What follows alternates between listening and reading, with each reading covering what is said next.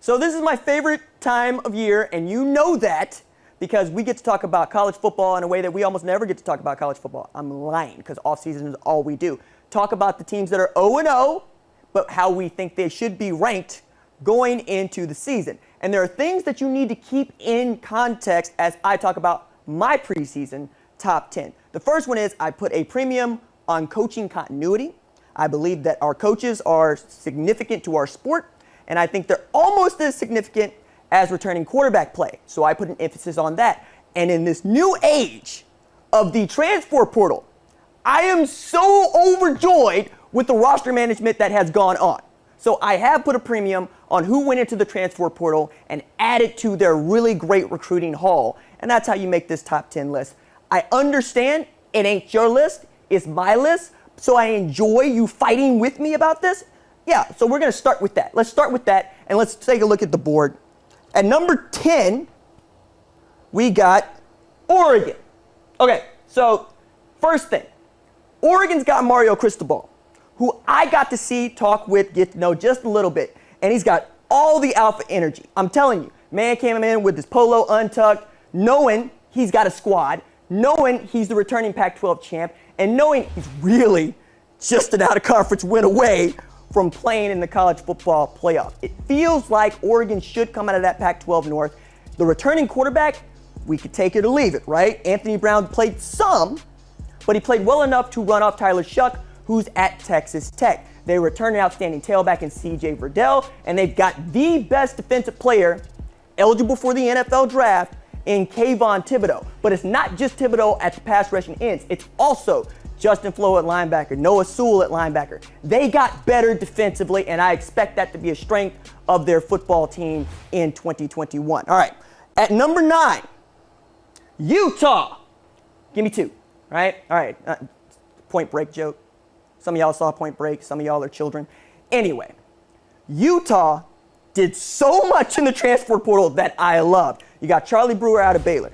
You got Jaquindon Jackson out of Texas. You got Chris Curry out of LSU. You got TJ Pledger out of Oklahoma. You got Theo Howard out of Oklahoma. And you returned everybody who was draft eligible in 2021. They know they have a special team in Utah. They know that if they can put it together defensively and they can play the kind of football that Kyle Whittingham's team is capable of playing year in, year out, taking care of the defensive line, taking care of the offensive line, and they can spruce up that passing game, they can surprise the folks in the Pac-12 South. I really enjoy the Pac-12 South, and you're going to find out why here in just a little bit, but let's go to number 8, LSU. All right, so LSU returns a starting quarterback in Miles Brennan. It might be his job, right? It might be Max Johnson's job. We'll see. We do know TJ Finley thought the competition was thick enough that he wanted to transfer. And in transferring, we're in a 2-quarterback duel, right? We also got Derek Stingley Jr. on the other side, playing a little cornerback. But also, this is year 3 for one Derek Stingley Jr. And the reason that is important is he's going to play both ways. All right, look, nothing I love more than a man playing Iron Man football, specifically cornerback, wide receiver, but he was returning punts as a true freshman. Never happens at LSU. You're putting a lot on that man's shoulders. You return a lot of underclassmen who were really thrust into the fire. On the other side, you got Eli Ricks. The only problem that we see here for me is you're breaking in a new defense coordinator, Durante. You're breaking in a new offensive coordinator, passing gate coordinator. And I think just getting those guys involved is going to be the task. But they're going to have something that other teams did not have last year. They're going to have preseason camp without COVID restrictions, provided you are taking care of yourself. Please take care of yourself, guys. All right, at number 7, USC, which is going to make Director Chris very happy. All right, so I have to say, they took a vault up for me, right? If you watch my post-spring rankings, you understand I wasn't all the way in on USC. And then I take a better look at what Keaton Slovis has around him and what Todd Orlando added to the defense, okay?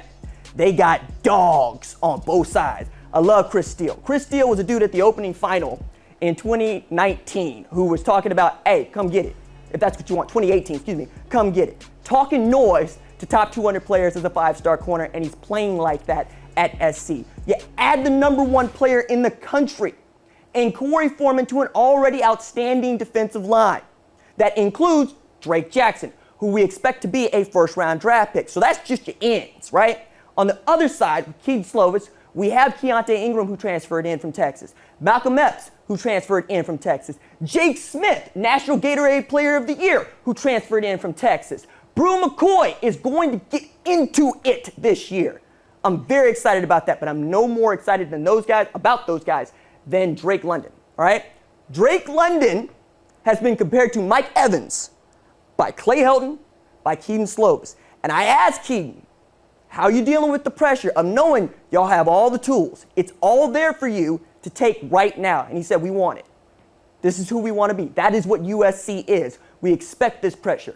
We came to USC for this pressure. I got you at number 7, fellas. Let's see if you can go up or down. It's up to you. All right. At number 6, Iowa State. All right. I love me some Iowa State, but I love me some Matt Campbell. One of the things I enjoy about Matt Campbell is he's gritty. He's tough. He doesn't usually smile all that much, right?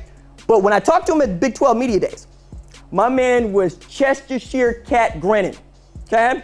I even commented about it to our crew. And one of the things I was made to understand is Matt Campbell doesn't smile.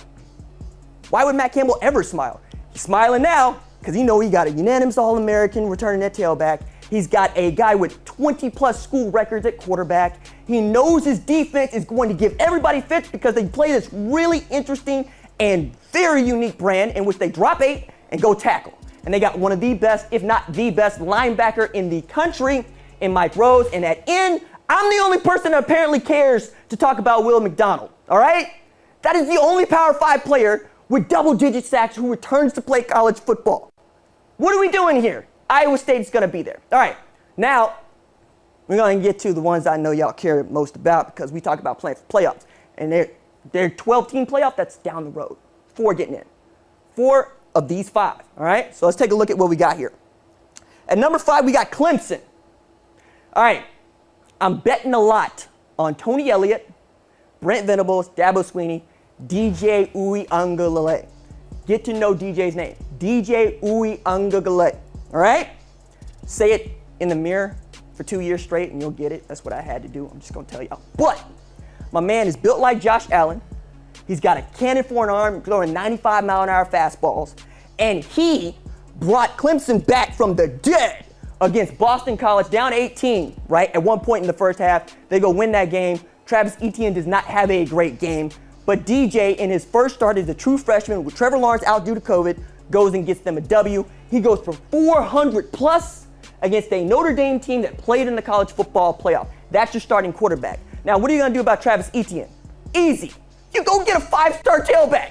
You go get Will Shipley. Will Shipley out here looking like white chocolate, okay? I'm telling you, this man could go for 2,000 yards from scrimmage. The way that y'all love Saquon Barkley, the way that y'all love Christian McCaffrey, it's going to be the way that you love Will Shipley, all right? And then again, Brent Venables just puts a defense on the squad, right? Just a defense on the field that can go. And when you are 2 of the highest paid coordinators in college football history, yeah, that's what you're getting paid to do.